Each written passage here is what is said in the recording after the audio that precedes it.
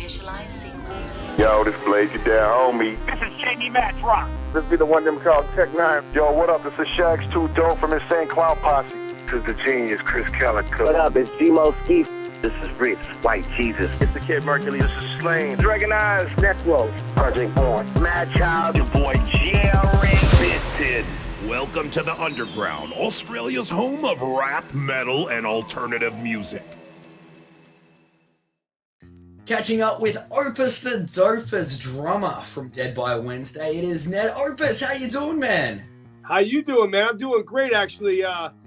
Been all day long, actually been doing interviews for the new album, and it's been a whirlwind, man. I got to be honest with you. It's pretty cool, and I'm psyched to be here with you and be doing an interview for you guys and Magic Ninja Entertainment.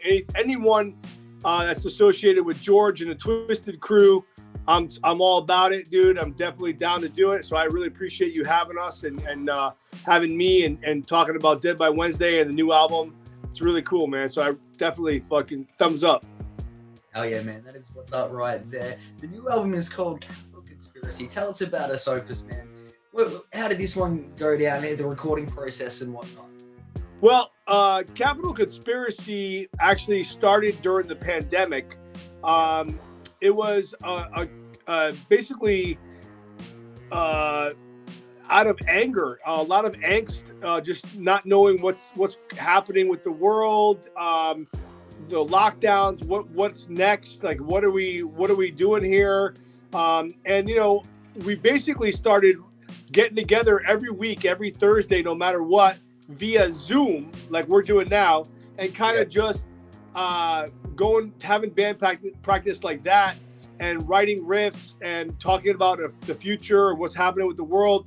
And so the angst, the anger on the album is very genuine. And our singer is a combat veteran, so like he is very his anger is real. It's like he's like really pissed off. And everything that happened with us, everyone just being home and not knowing the future of music and touring and what's going to happen, it just kind of got put into our music and our new album. And we didn't know that what we wanted to do. We knew we wanted to write songs eventually, but we started doing it remotely. So my guitar player, my bass player, my singer all have like studios at home. And we started doing riffs every week at band practice over Zoom, and next thing you know, they're passing files remotely and they're sending me the stuff, and I'm the only one going into the studio for real. But we're all masked up, and he's in the other room and I'm in the other room. It's just us two, and because I have to do the drums, and the drums have to be done pro, like super pro. They all has to be done pro, but the drums, the foundation needs to be like really super awesome. So I was the only one that actually would take the tracks from all these guys, giving it to me over the internet from their home studios, and playing to like the to the scratch tracks and the click, and then I would record the drums in the studio with Nikki Belmore, our producer, who's the drummer of Dee Snider, formerly of Twisted Sister, and he plays with a bunch of other bands, Jasta from Hatebreed, but he's our producer, and he's in Connecticut, great guy, and I would do the drums with him with the remote tracks from the guys, and then he would mix it all together because that's what he does best, and it came out amazing. And little did we know, one by one we started pumping out these singles, and they just really came out awesome, and you could hear the genuine anger in the music over what's happening. And it's not so much political, it's just more about like social issues and humanitarian stuff and things that matter in our world.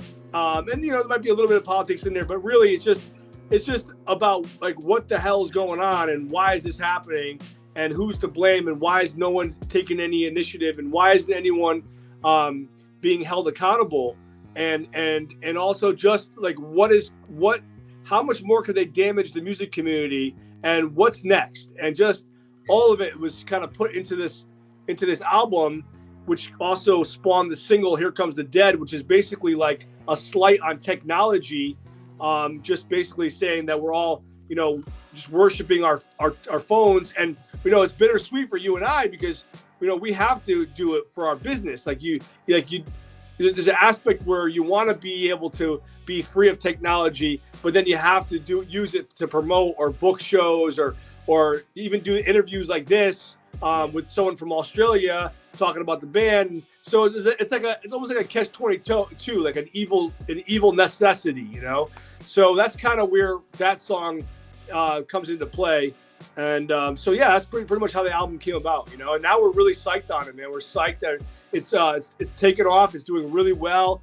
It's I don't know if you know what the NACC radio charts are, but it's like college and metal and specialty commercial radio stations. And we're top 10 right now, right up there with like Ozzy Osbourne and Motionless in White and Devil Wears Prada. We did not expect that at all, you know. It's really cool. Yeah, that is crazy right there, Opus. So I did see that, man, and I was going to say the next thing here is like, man, you guys are charting really well with that one, which is great because you're more on an independent level, right? Because you own your own. Oh yeah, well, first of all, your mic is still a little low, just so you know. If you could raise it, I can hear you, but I'm having a hard time, so the balance might be a little weird between me and you because I'm a really loud mofo.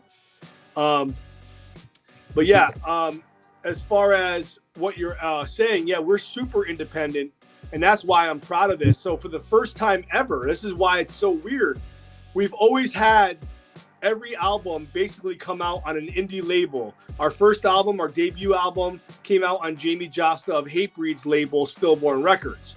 Our second album, Killing Project, came out on Chris Poland's label, Eclipse Records, who did like Mushroom Head and Scum of the Earth and a bunch of other bands like that. Our third album came out on an amazing, the originator of Dead by Wednesday, my cousin Chesky Ramos's label. He's an amazing rapper who's all over the world right now, blowing up. Chesky Ramos, his label, Fake 4 Incorporated. You might have heard of it. So that came out on that. And then we hooked up with David Ellefson, the bass player of Megadeth. I actually started, me and the guitar player of Dead by Wednesday actually played with David in his solo band while he was in Megadeth for 5 years. And that really helped us as well. And so we put out a couple albums under his label, EMP Music, Ellefson Music Publishing, EMP, and then Combat Records. So it's always been under a label. And for the first time ever, I said, you know what? Enough is enough. And I have nothing against any of those people. I love everyone that I worked with. I have nothing bad to say about anybody. All the labels have been great to us. But I really never saw a dime. I mean, honestly, in this genre of music, metal, you barely see anything unless you're on like a level of like Metallica, Disturbed, Five Finger Death Punch, that kind of level. So it's really you have to do it. You have to love it. It has to be your art, your heart and soul. And so for the first time ever, the point is that I actually got the rights back from all those labels because I ended up starting a little independent label that's actually doing very well called Mind Snap Music. And the reason why I did that was I wanted to originally just have an outlet to put out all the past albums that are out, out print. There's no more print of them. And they're just like, they're hanging around. They're not doing anything. So I wanted to get them out for people to have. And I hooked up with an old friend of mine who's a fan of my old band Gargantua Soul in the 90s, which was more of a rap rock thing that we played Woodstock 99. It was really without radio, TV. I have a roller coaster ride of my whole career, and which is going to be my book soon. Actually, I have an autobiography coming out as well. I'll talk about that later. There you go, but basically, I got all the rights back from all these labels to be able to put all these albums out that they put out under my own umbrella, Mind Snap Music. And a buddy of mine started working for The Orchard, which is a big company, and he has his own company called Von Artists Incorporated. And he came to me and said, listen, I could give you the same distro as like Justin Bieber. Wow. But I just can't fund you. So if you could figure out ways to fund yourself or whatever it may be, we will distribute your stuff and we'll hook you up and you could have, it'll be everywhere. And so I took him up on that offer, and I was able to to do what I have to do and find an investor and also just take whatever I had left from grandfathered in from the 90s, and I just put it into this label, and it's distributed by The Orchard, and it's doing amazing. And I have control of it all. I could do whatever I want, put out whoever I want, and put out my own music, and it goes onto all the streamable and downloadable platforms. And we have an amazing team. We have a publicist. We have basically a radio campaign, a video campaign. All these people I want, they're doing an amazing job. I can't thank all of them enough, like Shauna and Munzie, Gary, Larry, all these guys and people, they're just amazing. And it's basically, Salt of the Earth also got involved. My buddy Scott Harrington with his indie label. So basically we all came together to really focus on how an independent band can make the most of the situation. And let me tell you, it was the best thing I ever did, because no one cares. The expression, you want something done right, you got to do it yourself. No one cares more about your product than yourself. So I'm out there hustling like a mofo everywhere I can with this thing, and it's working. And that's the point. Yeah, no, I love that right there, man. So what does the future hold for Mindsnap Music? Who have you got on there at the moment? Well, I was lucky. I was blessed enough to have friends that are in other bands that have like side projects. So the drummer, I don't know if you've heard of the band Metal Church. Yeah. They're pretty big in the 80s, and they've been had a fruitful career pretty much since then. The drummer of Metal Church, who used to play with Wasp, started a new band called Howlin' Hyatt, and he came to me and asked me if I would put his band out on my label. And of course I said, hell yeah. There's this virtuoso guitar player who played with everyone from Arch Enemy, filling in for Arch Enemy, to my band at one point, to a plethora of amazing bands like Sanctuary, Jasta from Hatebreed. I mean, this kid's play with everybody. And his name is Joey Concepcion. He's a guitar player. I'm putting out his album.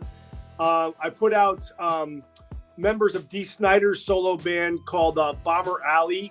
My drum tech is the drummer in that band, and he works with two of the guys who play with Dee Snider's solo band, and they have a side thing. So there's so many, things that I'm doing. I got my hand in, but right now the main focus, because we just put it out June 24th, is the brand new Dead by Wednesday album, Capital Conspiracy, and that's pretty much what I'm focusing on now. I've already done a lot of these bands and singles that did really well, and kind of proved myself as an independent label before we even did anything for myself. Yeah, that's awesome right there, Opus. And you're talking about Dead by Wednesday, the album out now, and you touched on it a little bit earlier about the new video, which is cool. Here Comes the Dead. Do you have any more coming out off the album? Oh yeah, we're gonna have an arsenal of content coming. So we have the next video we're going to drop is a lyric video for the first track of the album called Invincible, which is funny because that song ended up being like a last minute addition. Like we just said, hey, we want to add that we were messing around with the riff, and we're like, after the whole pandemic was kind of over per se, even though it's not over, we started jamming again together. And this was like a last minute addition. We started, writing this song, and Dave came in with it.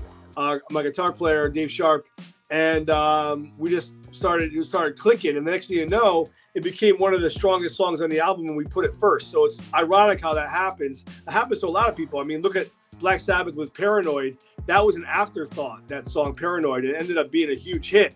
Yeah. So it's funny how that works. And so we did that. And then we have a really cool idea for a video. There's a song on the album called Wasteland, and we just got added to a huge apocalyptic Mad Max style festival in the middle of the Mojave Desert called Weekend Wasteland. And it happens every year. Thousands of people gather up, and it's like a more of an apocalyptic Burning Man type of thing, but it's really cool. And we're playing that, and so we're going to videotape this fire everywhere, people dressed up like crazy. We're going to do a video there for Wasteland, since we have a song on our album called Wasteland. We're going to video in September. We're playing September 30th there after our tour. So we have a bunch of stuff coming up. Next week, we're playing the second stage at a huge pavilion in New Hampshire, opening for Hailstorm and the Pretty Reckless. And then a week later, we leave for our Generation Dead tour that we put together with our buddies in Generation Kill. which features the former vocalist of Exodus. And we're going to jam at the end of each night on the tour. We're going to jam some old school Exodus, both bands together, and make it like a party vibe. But we're doing like, it starts in Agawam, Mass on July 29th, the tour, and it runs till August 14th. And it ends in Albany, New York. And we're kind of going to the Midwest and then dipping around to the East Coast and then coming back down the East Coast back home.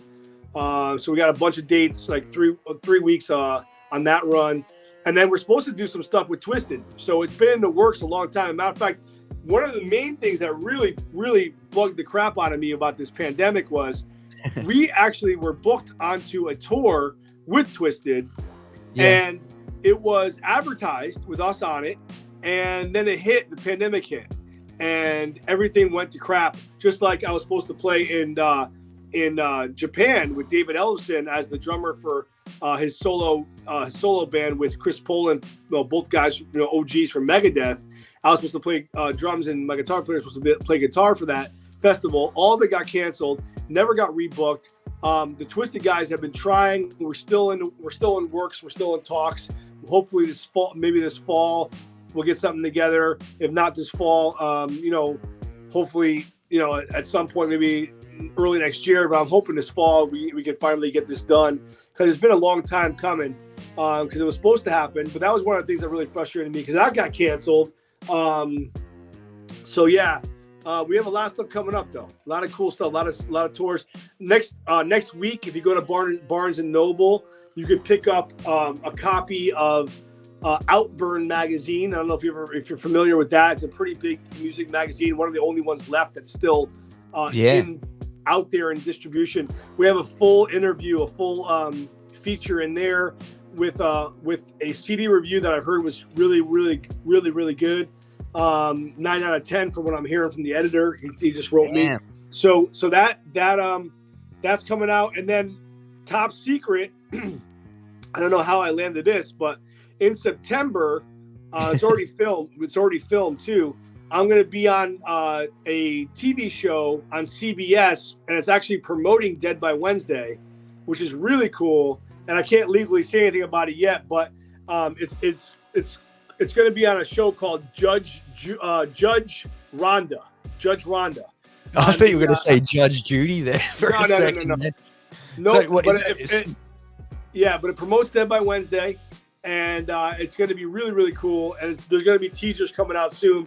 I don't know how I landed that thing, but that's going to be coming out in September, and on the CW, which is CBS, all over the place. So you'll be able to see it down under, in Australia and everything, which is really cool. So a lot of stuff coming up, a lot of cool stuff. The new album's doing way better than I expected. Not that I expected any less, but I've been through the ringer in this business, a bunch of ups and downs with the roller coaster of rock and roll.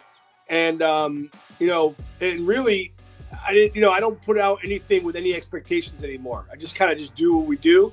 And the response has been great. And I can't be happier, man. We're really, really psyched about it. So, and I really appreciate you having us on here too, Oh, man, that's awesome right there. And it's great chatting with you. Very refreshing to hear, because it was very much doom and gloom, like you said, like just 2 years ago. And it sounds like you've sort of got on top of things. You're talking about touring, doing a whole bunch of cool things, which is really awesome right there, Opus. You mentioned a whole bunch of touring. You never mentioned anything about Down Under, though. Is there any chance of coming here to Australia?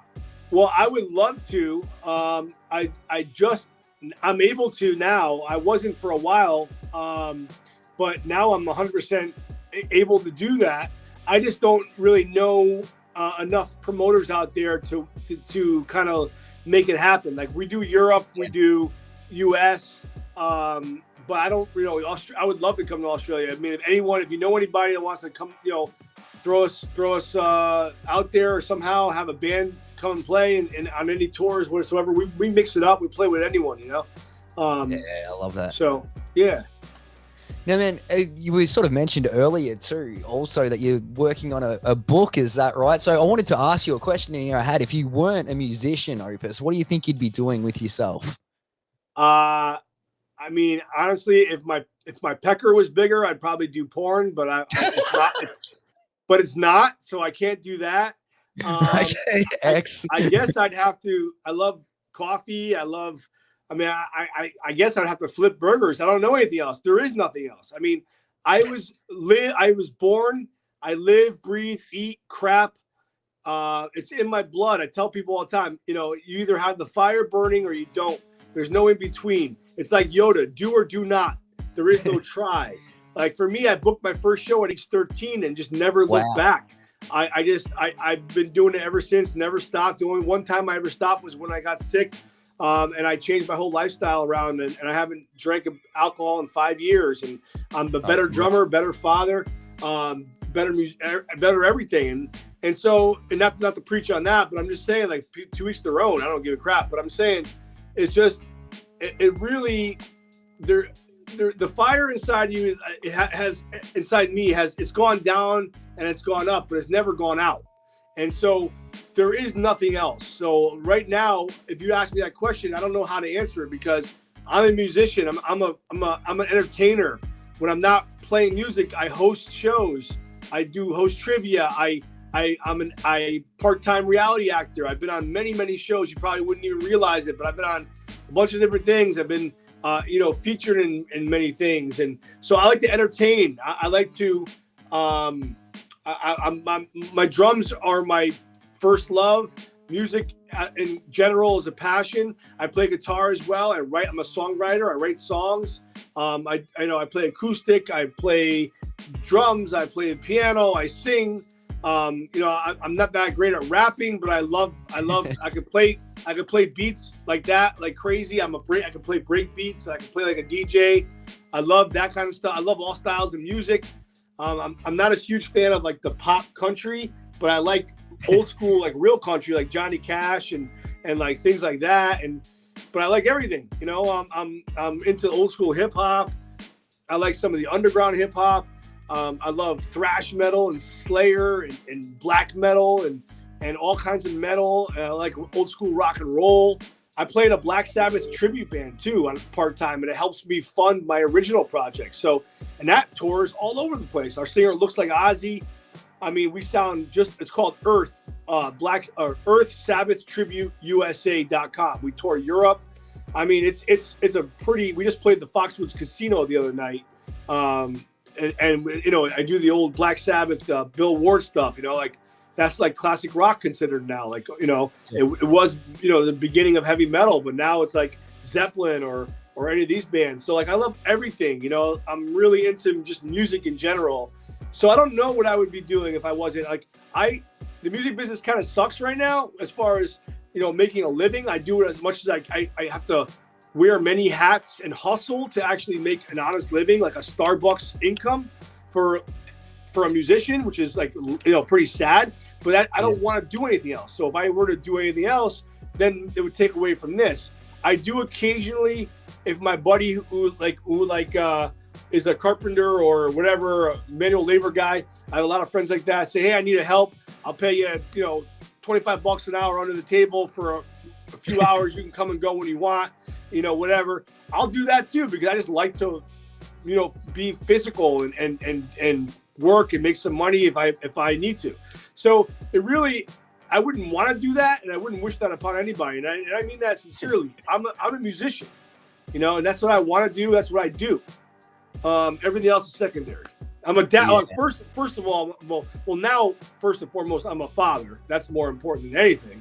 My boy Orion, like the Metallica song. But music was always my passion, and that's what I do for a living. And that's what I say. I do the tribute thing and I fill in for David Ellefson and all these different musicians and stuff to pay for my art, which is Dead by Wednesday, which doesn't really make. I mean, we're lucky if we're break even or, you know, usually in the red. I mean, it's not easy. You're hoping that it actually gets to that point, and it's art, and that's what people don't understand. They're like, oh, these guys are killing it. It's like they're opening for Hailstorm and Pretty Reckless. Yeah, man, but we're lucky to be there. Like, we're not that we didn't earn it. We're not lucky in that sense where we didn't earn it. We earned it in that position. We've been doing this for years, and we hustle. But it's also part of it is luck, in the right place, right time, knowing the right people, being in the business for so long, being grandfathered in because I had a successful band in the 90s that's still giving me royalties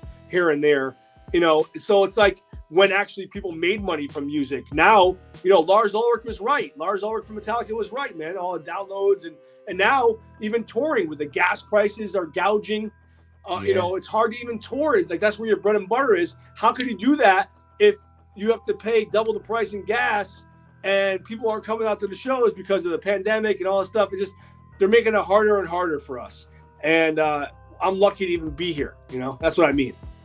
Yeah, no, 100% agree with you right there, Opus. So if you're checking this out, be sure to pick up that album, Capital Conspiracy, Opus the Dopus right there, man. Before I let you go, man, I want to get a recommendation for you. It doesn't have to be the new Dead by Wednesday album because we're all going to check that one out for sure, man. It's something cool that you've checked out, like a movie, a TV show, or another band or something like that. Give us some Opus the Dopus from Dead by Wednesday. I'll tell you something right now. New Obi-Wan TV show. That is literally, Darth Vader is such a badass. It makes me have so much more respect for that guy. He is, I've always been a Star Wars fan, and I love all that stuff. And man, like Halloween. I'll give you a little tour of this of the band room actually while I got you on the phone. Oh, nice. Yeah, yeah. So this is all the drum heads, all the different and then we got the. Hell yeah, that's awesome, man. There's your drum kit. That's the Dead by Wednesday in the background. Nice. And all the stuff here. Bam, bam, bam. That's the band room. It's pretty badass. And man, I like that. Yeah, so I would say the new Obi-Wan show for sure. There's a brand new band. It's really heavy though. I don't know. Depends on what you like. It's called Death. It's pronounced Death, I believe, but it's spelled with an I, Dieth. It features ex-Obituary drummer, the guitar player from Entombed AD from Poland, and then David Ellefson, formerly of Megadeth, and they started this new project. It just hit the airwaves yesterday, and I sort of helped connect the dots with those guys. That's cool. When one of the guys said, "Hey, do you have the contact for David?" And I played with them, and I was like, "Yeah, man." I wrote an email. They ended up hooking up, and they started this really cool new band. And I feel like a proud papa, even though I don't really have much. I don't really have much to do with it except just bridging connecting the two people together from the initial email, and that's it. But it's really cool. So you can check that out. But obviously, go out and get Capital Conspiracy, Dead by Wednesday. That's my new thing, with some amazing players. The Dead by Wednesday guys are some of the coolest cats. Dave Sharp, Mike Modest, Esteban Alvarez, and myself. That's the band. And you can go on all social media, you name it, Twitter, Facebook, Instagram, you name it, Spotify. You go anywhere that music is streamable or downloadable. You can find Dead by Wednesday under Dead by Wednesday. Just make sure you spell Wednesday correct, because a lot of people screw that up. WEDEDN, Wednesday. All right. The only thing that's different is a YouTube page, which is a lot of videos up on, and that's just the abbreviation. It's youtube.com/DBWTV. So DBWTV for our YouTube page. Everything else is under the band name. So definitely check it out, pick it up, and let us know what you think. And hopefully you'll see us, if not on this run, maybe on our next run when we go out with Twisted. So we definitely want to. Awesome. Yeah, that'd be killer. Or we can go down under. I don't know. Gotta let me know. Man, that'd be cool too. You're talking about Twisted. Just really quick, one last thing here, Opus. A collaboration, Dead by Wednesday and Twisted. That'd be kind of cool. Any chance of that happening?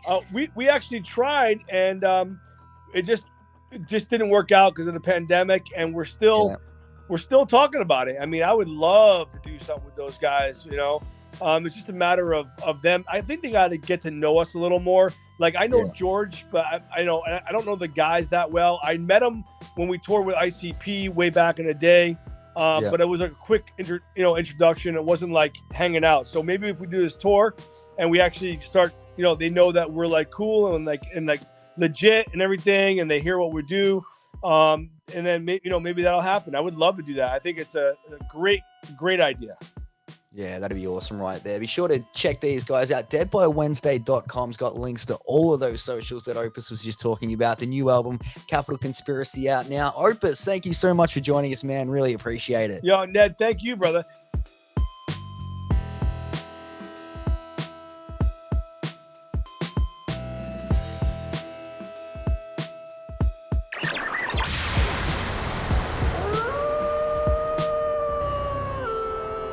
This has been another presentation from the Grey Wolf Entertainment Network, greywolfentertainment.net.